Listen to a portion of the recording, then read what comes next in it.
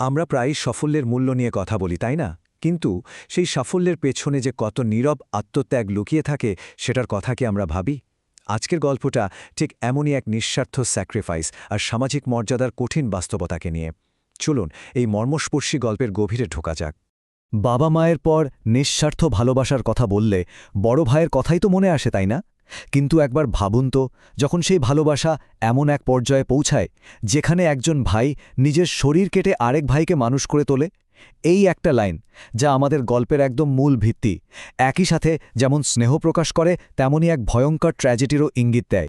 আমাদের গল্পের কেন্দ্রে আছে রাজু, যে জন্ম থেকেই কথা বলতে পারত না।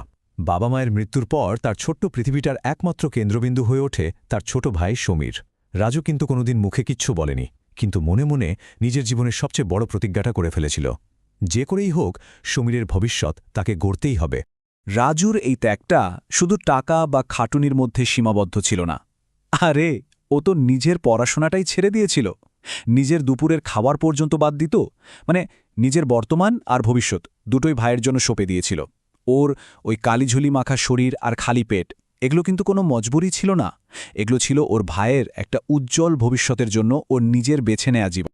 আর এখানেই গল্পটা একটা অদ্ভুত করুণ মোড় নেয়, যে সাফল্যের জন্য রাজু তার সবকিছু শেষ করে দিল, সেই সাফল্যই দুই ভাইয়ের মাঝখানে একটা অদৃশ্য কিন্তু বিশাল দেয়াল তুলে দেয়। রাজুর ত্যাগ দিয়ে গড়া সাফল্যের সিঁড়ি বেয়ে সমীর এতটাই উঁচুতে উঠে যায় যে সে আর নিচের দিকে ফিরে তাকাতেই চায় না। এই দুই ভাইয়ের জগৎটা দেখুন, যেন দুটো আলাদা গ্রহ। একদিকে রাজুর নোংরা গ্যারাজ আর কালিমাখা পোশাক, যা ছিল ওর ত্যাগের প্রতীক, আর অন্যদিকে সমীরের লাক্সারি অ্যাপার্টমেন্ট আর জমকালো পার্টি, যা ছিল সেই ত্যাগেরই ফসল।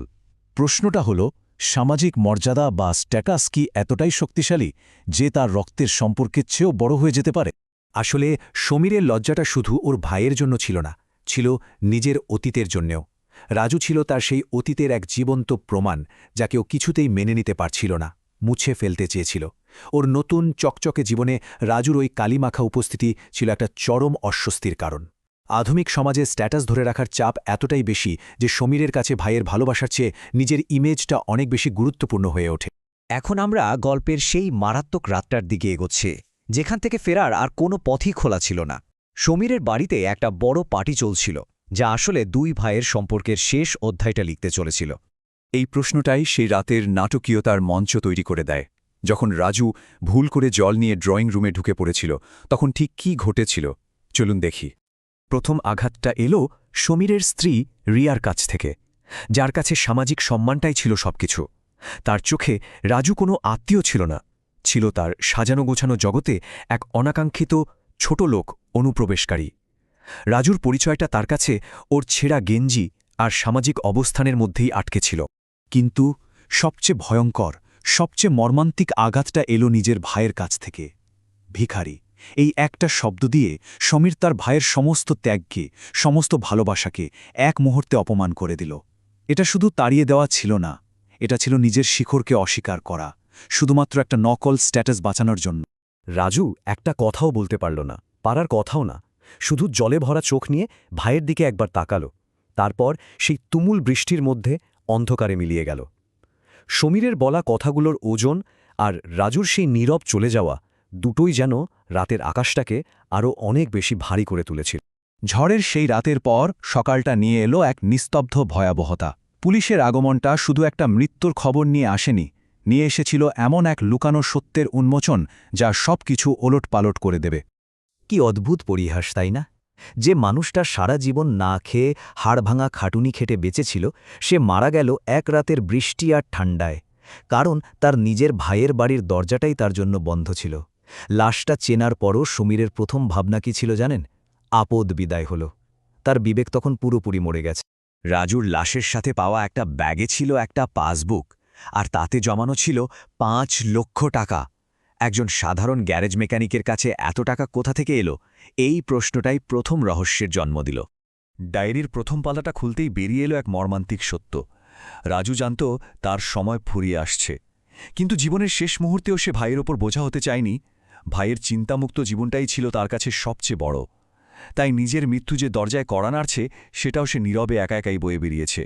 আর ঠিক তখনই জানা গেল ওই টাকার আসল উদ্দেশ্য।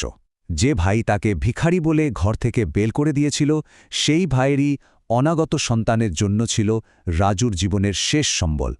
এই ভালোবাসা এতটাই নিঃশর্ত ছিল যে তা অপমান এমনকি মৃত্যুকেও ছাপিয়ে গিয়েছিল। সমীর যখন এইটুকু জেনেই স্তব্ধ হয়ে গেছে, ঠিক তখনই গল্পের সবচেয়ে ভয়াবহ, সবচেয়ে শকিংকর সত্যটার সামনে আসার অপেক্ষায় ছিল।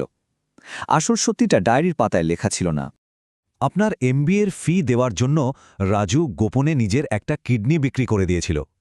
এই একটা বাক্য, শুধু এই একটা বাক্যই রাজুর সারা জীবনের নীরব কষ্টের কারণটা ব্যাখ্যা করে দিল। ওর দুর্বল স্বাস্থ্য, ওর অল্প বয়সে বুড়িয়ে যাওয়া, সব কিছুর পেছনে ছিল এই ভয়ঙ্কর ত্যাগ। সমীর যাকে ভিখারি বলেছিল, তার সাফল্যের ভিতটাই ছিল সেই ভিখারি ভাইয়ের শরীরের একটা অংশ দিয়ে গড়া। এখানে এসে সমীর তার জীবনের সবচেয়ে বড় হিসাবের মুখোমুখি হয়। তার সাফল্য, তার স্টেটাস, তার বাড়ি গাড়ি সব কিছুর দাম ছিল তার ভাইয়ের জীবন, আর এই সত্যের ওজন তাকে সারা জীবন বয়ে বেড়াতে হবে। এই গল্পের মূল শিক্ষাটা হয়তো এটাই, কিছু মানুষ মোমবাতির মতো হয়, যারা নিজেরা পুড়ে শেষ হয়ে গিয়ে অন্যকে আলো দেয়। রাজু ছিল ঠিক তেমনই একজন। সম্পর্কের মূল্য যে কোনো সামাজিক স্ট্যাটাসের চেয়ে অনেক অনেক বেশি, এই চরম সত্যটা সমীর বুঝেছিল, কিন্তু ততক্ষণে অনেক দেরি হয়ে গেছে। এই গল্পটা শেষে একটা প্রশ্ন রেখে যায়। আমাদের প্রত্যেকের জীবনেই হয়তো এমন কোনো মোমবাতি থাকে যে নীরবে পুড়ে নিজের আলো দিয়ে আমাদের পথটা আলোকিত করে। আচ্ছা, আমাদের জীবনের সেই মোমবাতিটা কে?